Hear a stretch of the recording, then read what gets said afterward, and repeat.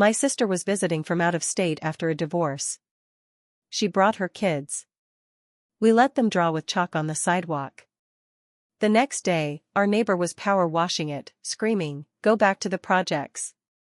My sister apologized. He threw the chalk box at her feet and said, "Don't bring trash to our block." That evening, a message was carved into her car door, "You don't belong." We called the police. They said without footage, they couldn't do anything. What he didn't know. My nephew's toy drone was recording the whole time. My sister Dana had just gotten divorced. Her husband cheated on her with some woman from his office and then blindsided her with the paperwork. 15 years, gone like that. She was broken, barely holding it together. She needed somewhere to go where she could feel safe, so I told her to come stay with us in Charlotte. Bring the kids. Take as long as she needs. Dana showed up 2 days later with Eli and Jessa, 10 and 7. 2 sweet kids. Eli's quiet and into tech stuff. Jessa's all sunshine and glitter. The first couple days, they were quiet, still adjusting. On the third morning, it was nice out, so we all went outside. Dana and I sat on the porch drinking coffee while the kids drew on the sidewalk with chalk. Just flowers, hearts, happy words like YAY and love. Stuff little kids do. We didn't think it would be a problem. Then Greg showed up. Greg is our next door neighbor. Lives alone. Always angry looking. Never friendly.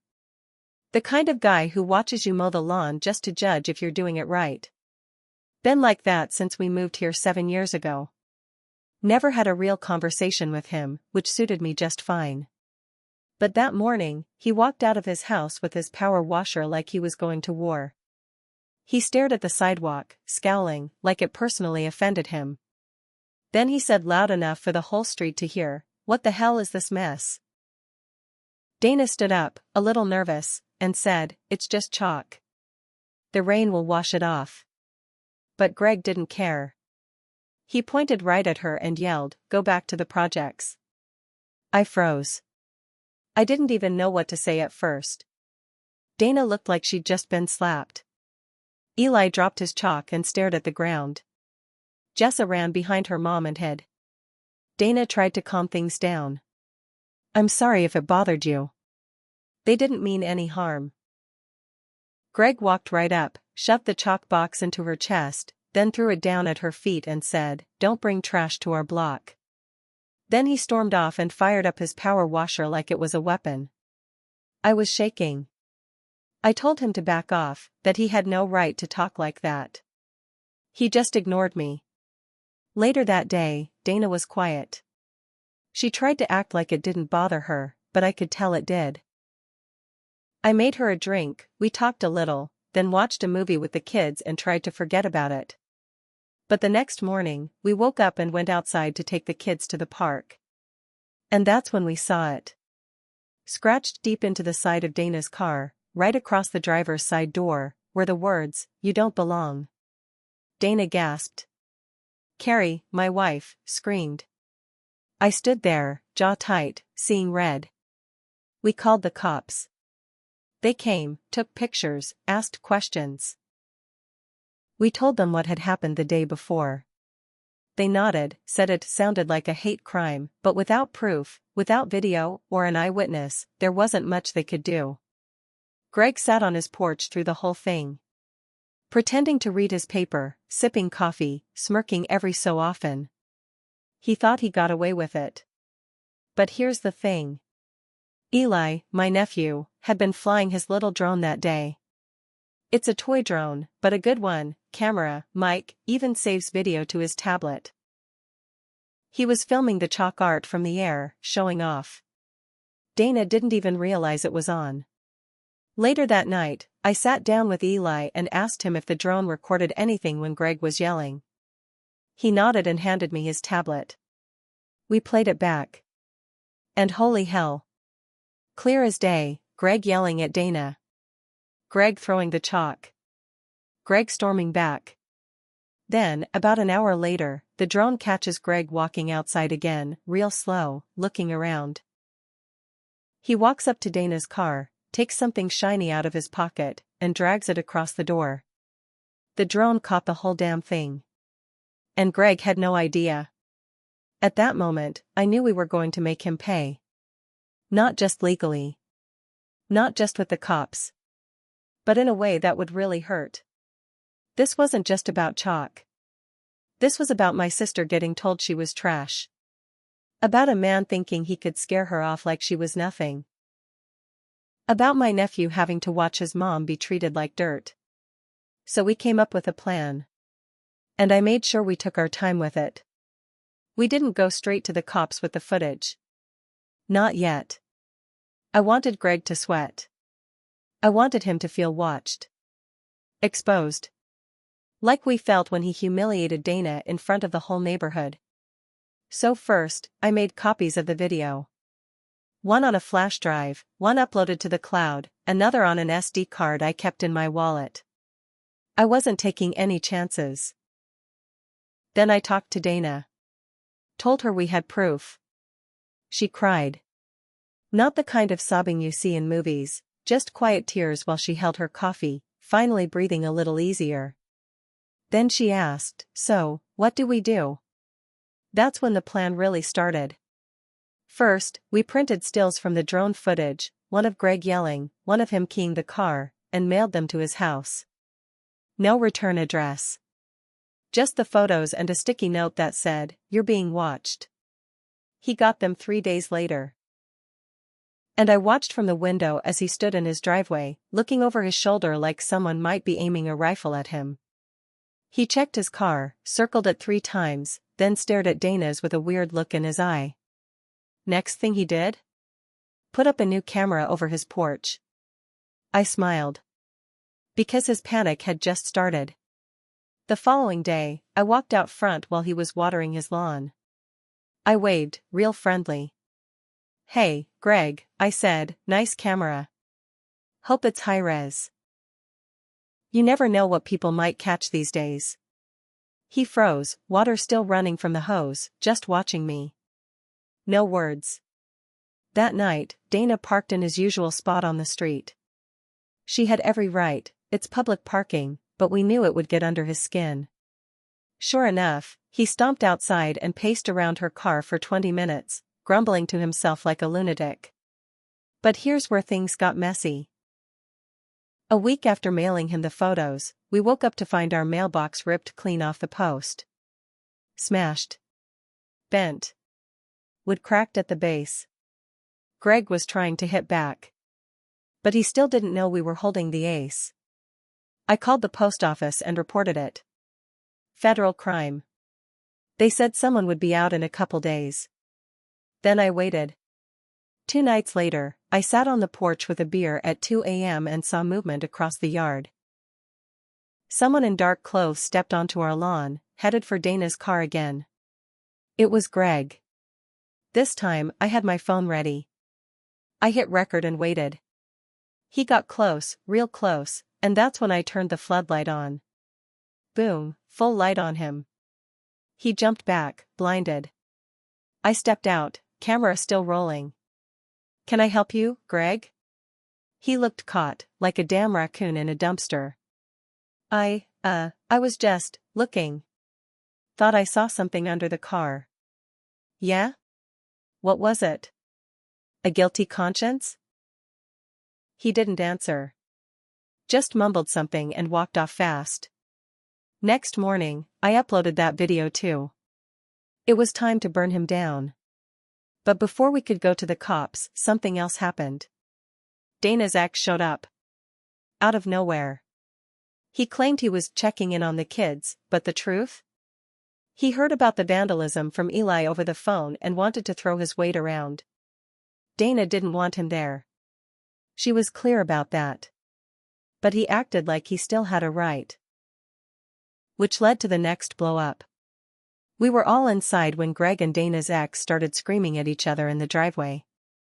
Apparently, Greg thought Dana's ex was another one of her ghetto visitors and said something disgusting. Eli heard it. And her ex, who's a big guy, ex-college football, lost it and charged Greg. It took two neighbors to separate them. Cops showed up again. Greg played the victim, of course. Said he was just defending his property. But now people were starting to talk. Other neighbors started coming to us, saying Greg had made off-color comments to them too. People started digging into his past. And what we found? Made everything worse. One of our neighbors, Mr. Patel, who runs the corner gas station, came over the day after the driveway fight. He's quiet, keeps to himself, but that morning he knocked on our door holding a small manila envelope. He looked uncomfortable, like he wasn't sure if he should be there. "I saw the police outside again," he said. "I wanted to give you this."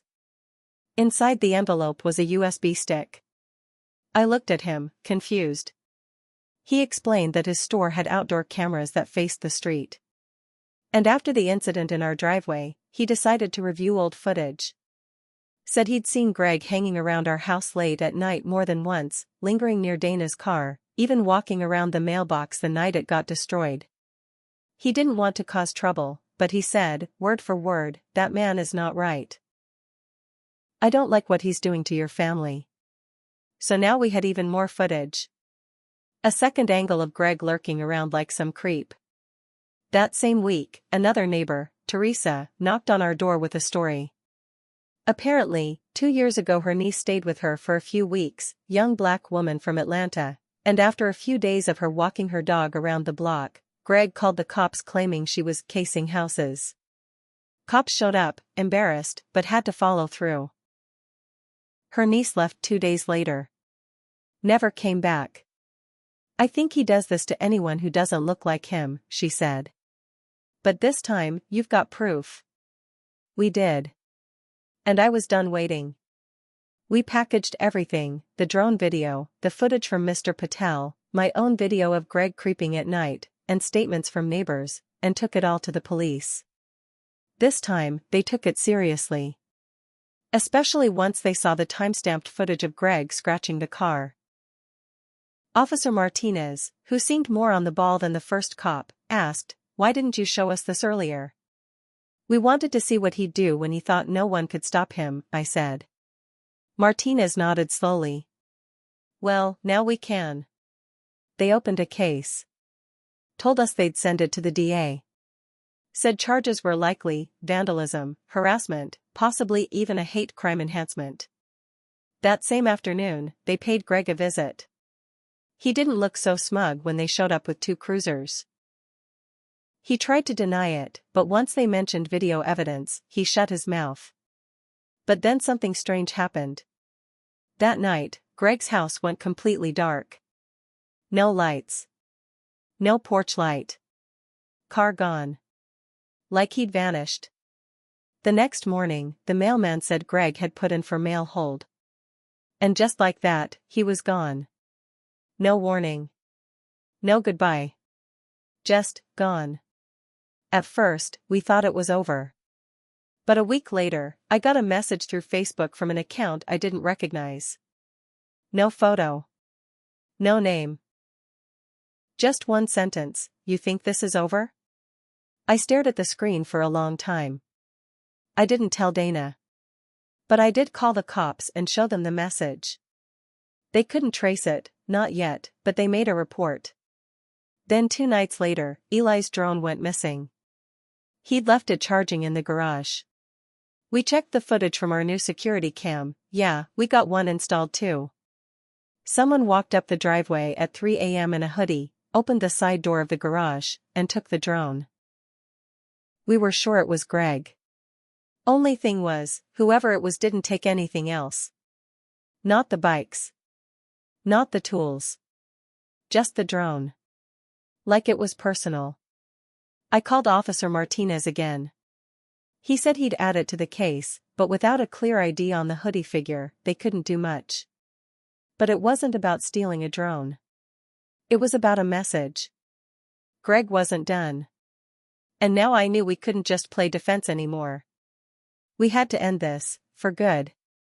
I wasn't sleeping much after the drone was stolen. Every creak of the floor, every motion light flicker outside, I was up. Watching. Waiting. Dana was scared.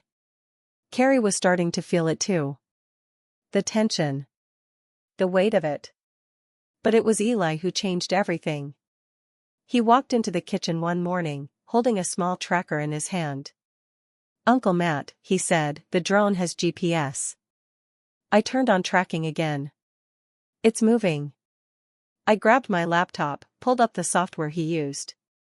And sure enough, it was pinging. 6 miles away. An old rundown trailer park on the edge of town. A place Greg's type would call the bad part. I stared at it for a long time.